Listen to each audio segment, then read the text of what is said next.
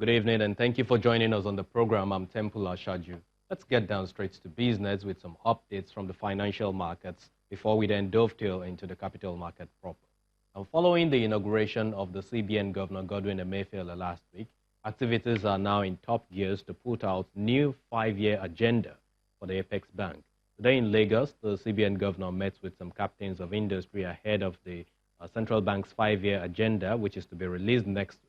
And the CBN Governor himself tells the media some of his expectations, especially with the fact that he expected to get some inputs from the private sector members and captains of industry, magnates that he had present at that roundtable.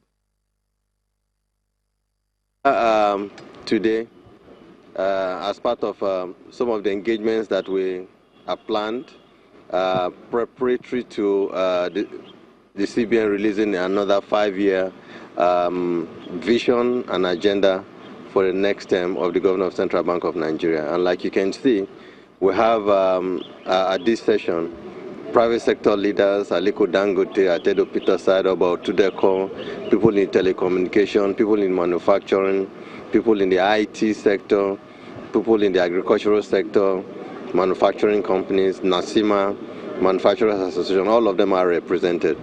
Basically, what we're saying here is that we want to give them opportunity to, I'll use the word, to vent their views about what they think the Central Bank of Nigeria, the monetary policy authorities should be doing in the next 5 years to support the economy and indeed to support the growth of the economy.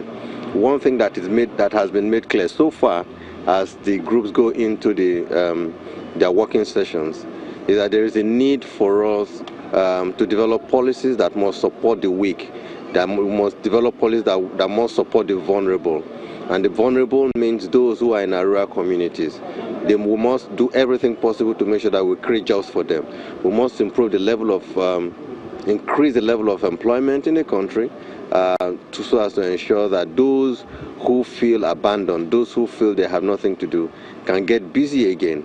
There's a need for us to grow the economy. Nigeria's economy, yes, is the biggest in Africa, but I think a lot still needs to be done, and that's the reason why we're here today.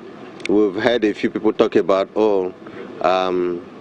why is central bank maintaining a stable exchange rate regime or a managed float regime, or why is central bank reining in inflation at the expense of interest rates and stuff like that.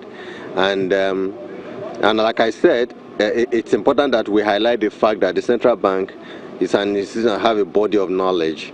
And I repeat, the central bank has in its research department over 150 PhD holders in economics who build a lot of macroeconomic models. And from time to time, we look at various scenarios, and based on that, we come up with options and solutions that we have to adopt. The central bank came up and said, look, we are going to continue to pursue price and monetary stability, but that is conducive to growth. That remains the mantra, that remains the vision, but we think that in doing this, we must still consult with members of the private sector. The private sector actually is the engine of growth in any economy that is very serious, and that is the reason we're here. We must admit that in the last 3 years, we've tried as much as possible. We were contending with the issues of exchange rate stability, inflation, and the rest of them. I think at this time, now that we've seen some growth in macroeconomic variables, we've seen stability in exchange rate, inflation is trending downwards, and I think we feel more comfortable to begin to say, look, the problems are reducing, and there's a need for us to really deal with the issues of growth and unemployment.